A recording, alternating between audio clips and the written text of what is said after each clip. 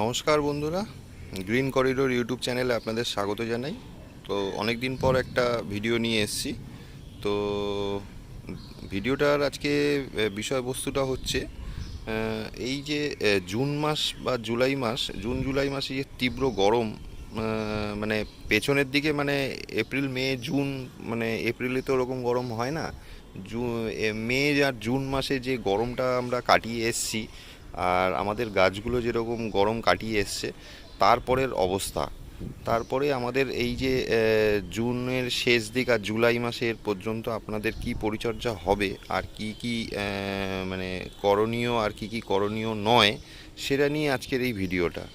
দেখুন, এই যে তীব্র গরমে না, আপনাদের গোলাপ গাছগুলো যে ফুলগুলো আপনার 1 মাস আগে হয়েছিল, তারপরে আপনারা যখন কাটিং করেছেন, কাটিং করার পর দেখবেন এরকম শ্যুট বেরোবে। হ্যাঁ, এগুলো এই ব্রাঞ্চগুলো বেরোবে। এই ব্রাঞ্চগুলো কিন্তু খুব একটা বড় হবে না। আপনারা যদি খেয়াল করেন, দেখুন এই যে আমি এখানটায় কেটেছিলাম, কাটার পর দেখুন কয়টুকু 4 ইঞ্চি 5 ইঞ্চির পর থেকে একটা কুড়ি মেরে দিয়েছে। তাহলে এবার আপনার কাছে প্রশ্ন জাগতেই পারে, তাহলে কি এই কুড়িটা কেটে ফেলে দেবো?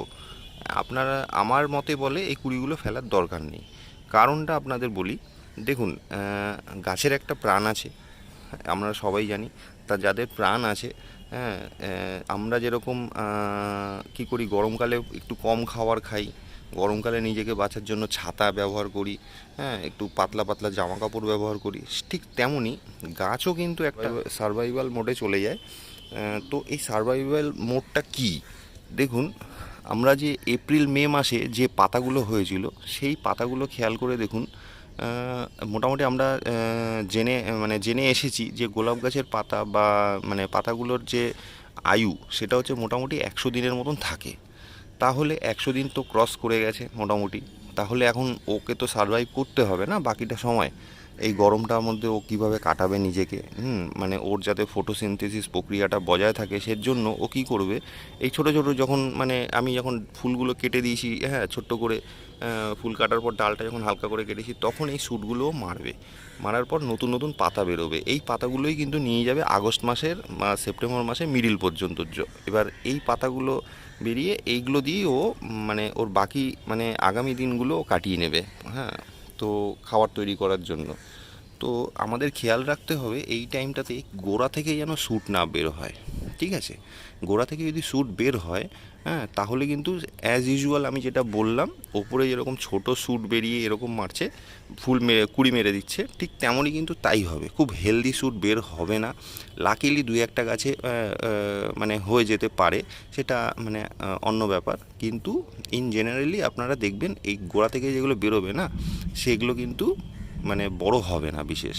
তাহলে আমাদের কি হবে, যখন আমরা সেপ্টেম্বরের শেষ দিকে যখন প্রুনিং করব, হ্যাঁ, তখন কিন্তু ওই ডালগুলো আর থাকবে না। কারণ আমরা যদি এই সরু সরু ডালগুলোকে মানে রেখে দিই, তাহলে কিন্তু ফিউচারে যখন আমরা শীতকালে ফুলগুলো নেব, তখন কিন্তু তার ফুলের কোয়ালিটি এরকম ছোটো ছোটোই বের হবে, আর ভালো হবে না। হ্যাঁ, তো গাছের কোয়ালিটি তখন ভালো হবে না। তাইলে আমাদের করতে হবে কি, এখন এই ফুলগুলো ফুটছে, নতুন নতুন পাতা আসছে, এগুলোকে আসতে দিন, এগুলোকে কাটার কোনো দরকার নেই। আপনারা এই দেখুন, আমি এই ডালটা কেটেছিলাম, কাটার পর দেখুন কয়টুকু বেরিয়েছে। তো এইগুলো হচ্ছে গাছের ন্যাচারাল ব্যাপার। হ্যাঁ, আর এই গরমে কিন্তু দেখবেন কিছু কিছু পাতা আপনাদের হলুদ হয়ে যাবে। হ্যাঁ, আপনি মনে করবেন যে ফাঙ্গাস লেগেছে নাকি ম্যাগনেসিয়াম সালফেটের অভাব হয়েছে। আগে না, এটা একদম সম্পূর্ণ ভুল ধারণা। আমরা ম্যাগনেসিয়াম সালফেট বা সমস্ত রকম খাবার গোলাপে কিন্তু কম বেশি দিয়েই থাকি। তো এইগুলো মানে গরমে হিটে এগুলো হয়ে যায়। আর একটা পাতার তো একটা বয়স থাকে, আপনাদের বললাম কিছুক্ষণ আগে। তা সেই হিসেবে এই পাতাগুলো মানে আস্তে আস্তে বয়স হয়ে যাবে, এগুলো পড়ে যাবে। হ্যাঁ, তো পড়ে যাবে। এবার আপনি বুঝবেন যে পাতাটার কি প্রবলেম। এই দেখুন আমি কত জোরে টানছি, ছিঁড়ছে না, তার মানে এই পাতা স্ট্রং আছে, মানে এটা মানে ন্যাচারালি এটা কিন্তু হচ্ছে। তো এবার আমাদের খাওয়ার বিষয়টা আসি। খাওয়ার কিন্তু এই গরমকালে একটু মানে বুঝে শুনে দিতে হবে। আমি আগের ভিডিওতেও বলেছিলাম।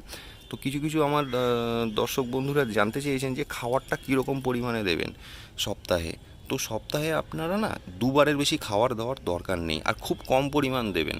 যত বড়ই গাছ হোক আর যত ছোটোই গাছ হোক, 1 লিটার জলে 1/2 গ্রামের মতন যে কোনো আপনার রাসায়নিক খাবার আপনি চার্জ করুন, কিন্তু দয়া করে 05234 আর 0050 এই দুটো বাদ দিয়ে আপনার 1261 দিতে পারেন, ব্যালেন্স এনপিকেটা দিতে পারেন, তারপরে আপনার 1340 13টা দিন। তারপরে আর যেগুলো আপনার সর্ষার খোলটা অ্যাভয়েড করুন, কেননা প্রচণ্ড হিট, নিচের রুটে প্রবলেম হয়ে চলে আসতে পারে। আর একটু মাঝে মাঝে নিম্নচাপ চলে আসে, যেমন আজকের দিনটা আমি দেখতে পাচ্ছি ওয়েদারটা আজকে একটু নরম আছে, মানে একটু মেঘলা ওয়েদার। তো এই মেঘলা ওয়েদারে আপনার এই এখন যদি আপনি সর্ষার খোলটা দেন না, তাহলে কিন্তু একটু ফাঙ্গাস লাগার চান্স থাকতে পারে। যদি আপনার মনে হয় আপনি ফাঙ্গিসাইড দেবেন, তাহলে ওই সাফ ফাঙ্গিসাইড হোক বা রেডোমিল গোল্ড হোক, 1 লিটার জলে 1 গ্রাম মতন দিয়ে ভালো করে সেক করে নিয়ে তারপরে গাছের পাতায় আপনারা স্প্রে করে দিন। আর আপনারা হিউমিক অ্যাসিডটা কিন্তু সপ্তাহে একবার করে দিয়ে যান। আর যত ভিটামিন আছে ভিটামিনটাও আপনারা স্প্রে করে যান। তো আপনার গাছটা তাহলে এই আগামী 2 মাস আপনার সারভাইভ করে যাবে ঠিকঠাক। তারপরে আপনার শীতকাল যখন পড়বে, মানে আমি বলে দেবো টাইমটা, সেই টাইমে আপনারা গাছগুলো প্রুনিং করে দেবেন। আর তখন আপনার কি কি পরিচর্যা হবে সেটা সেই ভিডিওতে আমি আপনাদের ডিটেল আপনাদের জানিয়ে দেবো। তো ভিডিওটা যদি আপনাদের ভালো লেগে থাকে তাহলে বন্ধুদের সাথে শেয়ার করুন। আগামী দিনে আমি আরও ইনফরমেটিভ ভিডিও আপনাদের জন্য নিয়ে আসবো। তো এখানে ভিডিওটা শেষ করছি। সবাই ভালো থাকবেন, সুস্থ থাকবেন। দেখা হচ্ছে পরের কোনো ভিডিওতে।